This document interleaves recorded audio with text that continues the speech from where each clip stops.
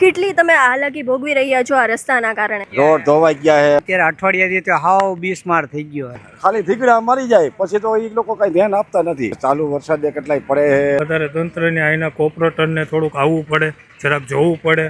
રાજકોટ ચંદ્રમા સફર અભિયાનમાં હું આવી ગઈ છું આજે વોર્ડ નંબર 11 બાપા સીતારામ ચોકમાં. ત્યારે તમે અહીંયાના રસ્તાની પરિસ્થિતિ જોઈ શકો છો કે કેવી પરિસ્થિતિ છે. આ એક રોડ એવો છે કે જ્યાં દિવસમાં કેટલાક લોકોની અવર જવર થતી હશે. બાળકો અહીંથી સ્કૂલે જવા માટે કાં તો લોકો પોતાના કામથી આ રસ્તા પરથી પસાર થતા હશે. ત્યારે અહીંયા જો અકસ્માત સર્જાય તો કોણ જવાબદાર રહેશે? ત્યારે આપણે કહી શકીએ કે હજી ચોમાસાની શરૂઆત જ થઈ છે ત્યાં આવી પરિસ્થિતિ છે.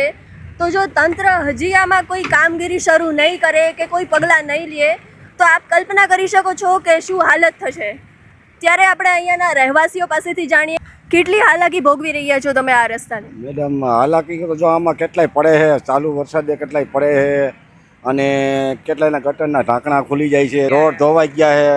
ખાલી થીગડા મરી જાય પછી તો એ લોકો કઈ ધ્યાન આપતા નથી.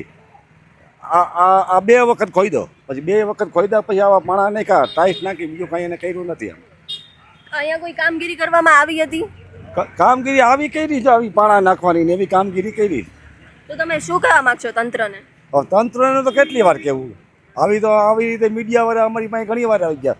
તંત્રને કહેવું શું, બીજું તો ઠીક એને શું કહેવું એને. અમે તો કંટાળી ગયા તંત્રને કઈ તો એમ.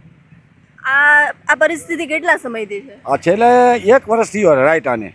કેટલી તમે હાલાકી ભોગવી રહ્યા છો આ રસ્તાના કારણે?